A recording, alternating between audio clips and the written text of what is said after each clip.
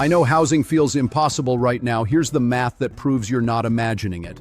According to the National Association of Home Builders, 75% of American households cannot afford the median-priced new home. That's 3 out of 4 families, 100 million households priced out of the market. The median price for a new home is $459,826. But here's the part that'll actually blow your mind. Even people making 6 figures are struggling. Even dual-income households with good jobs are being told they don't qualify. The American dream didn't just get expensive, it got mathematically impossible for most people. Let me break down exactly how we got here, who's profiting from your struggle, and what the cold, hard math says about your actual options. Let's start with the basic math. To afford a home at the median price of $460,000, lenders say you need to earn around $140,000 per year. That's based on the standard lending rule. Your housing costs shouldn't exceed 28% of your gross income. So let's do the calculation. A $460,000 home with 10% down means you're borrowing around $414,000. At a 6.5% interest rate over 30 years, your mortgage payment is about $2,600. Add property taxes, insurance, and HOA fees, and you're looking at around $3,500 per month. To keep that at 28% of your income, you need to gross about $12,500 per month. That's $140,000 per year. Now here's the problem. According to the U.S. Census Bureau, the median household income in America is $83,730. Do the math. You need to earn $56,000 more than the median household just to qualify for a median-priced home. That's 67% more income than what half of Americans make. If you're making exactly the median income, you'd need a raise equal to 2/3 of your current salary just to afford an average home. But it gets even more brutal when you look at what people are actually spending. According to National Housing Analyses, the typical American household now needs to spend around 44% of their income on housing costs. The recommended guideline is 30% at most. Some experts say 28%. But reality says you're spending 45%. Let me show you what that means for a household making the median $83,000. 45% of that is $37,350 per year. That's about $3,112 per month on housing. After taxes, that median household is probably taking home around $60,000. Half of their take-home pay is going to housing. Now subtract the basics. Car payments, insurance, food, utilities, healthcare, student loans, credit cards. What's left for savings, for emergencies, for retirement? Nothing. The math says you're one unexpected expense away from financial disaster. This wasn't always the reality. Back in the 1980s, homes cost about 3.5 times your annual income. If you made $50,000, you could buy a home for around $175,000. The payments were manageable. You could save, you could build wealth. Today, according to Federal Reserve data, homes cost around 5 times your annual income. If you make $83,000 today, that ratio says you should be buying a home for around $415,000. But remember, you actually need $140,000 in income just to qualify for the median. So the ratio isn't even 5 to 1 anymore. It's more like 5.5 or 6 to 1. And here's what really matters. Back in 1985, mortgage rates were around 12%, but homes were 3.5 times income. Today, rates are around 6 to 7%, but homes are 5 times income. Lower rates, higher prices, you're still paying more. The math doesn't work anymore.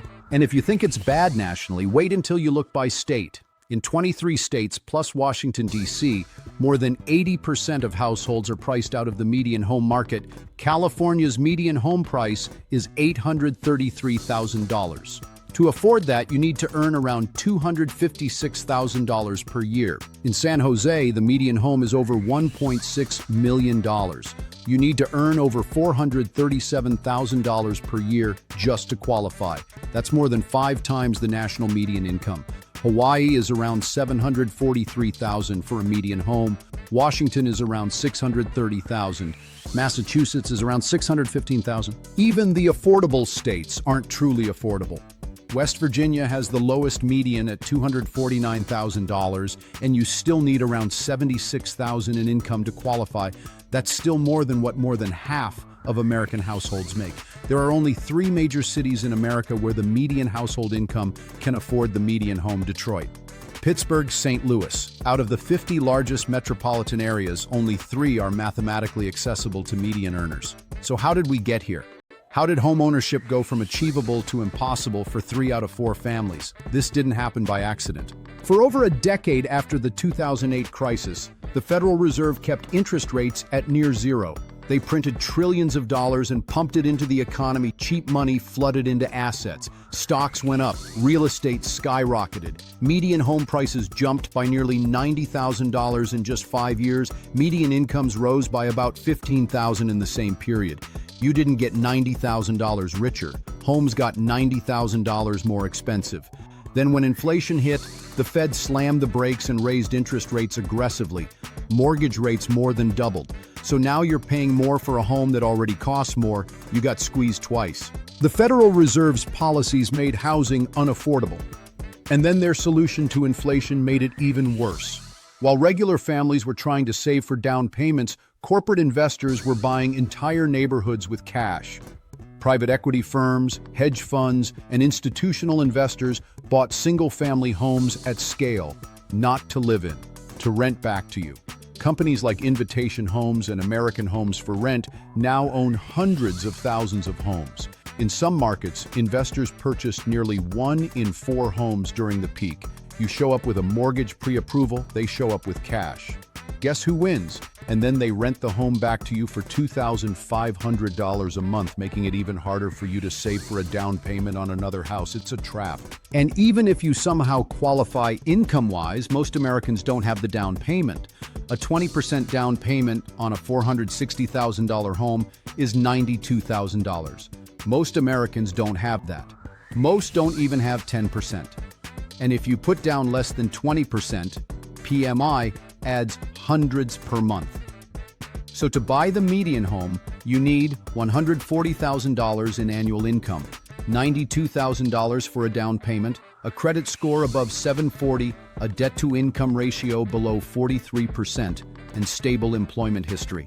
The National Association of Home Builders found that 100 million households cannot meet these requirements. That's the 75%.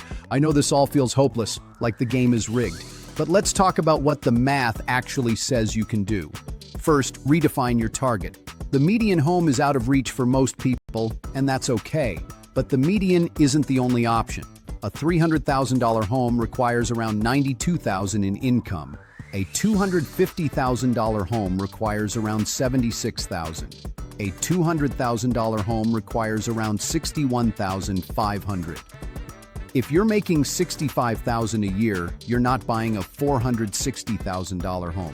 You're buying a $210,000 home. The strategy isn't to aim for the median. It's to aim for what you can actually afford based on real math.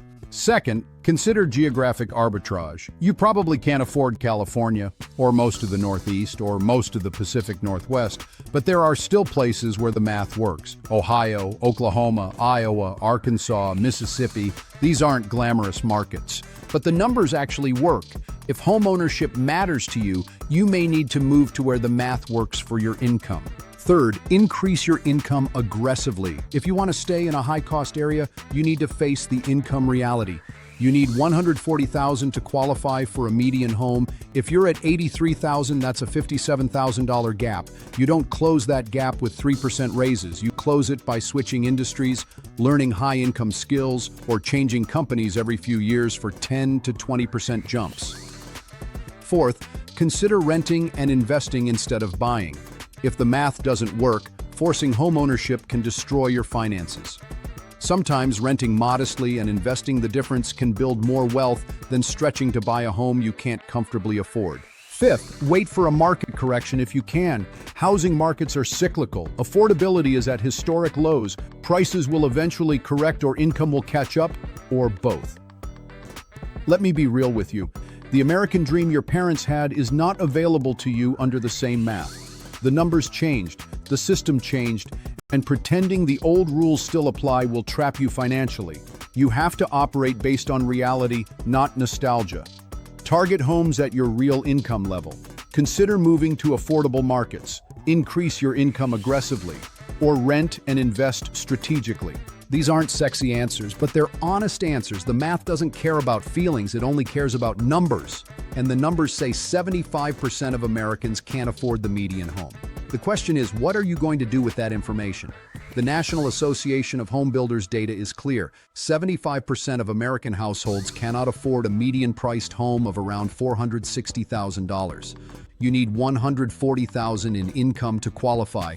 The median income is $83,000. That gap is the crisis. But you have options. Redefine your target price. Consider geographic arbitrage. Increase your income strategically, or rent and invest the difference. The math is brutal, but it's honest, and honesty is the only way forward. Subscribe for the next video, where I'll break down the top 10 cities where you can still afford a home on median income, the hidden costs of homeownership, and whether renting might actually make you wealthier than buying. This is Data Makes Sense. Math over myths, reality over fantasy.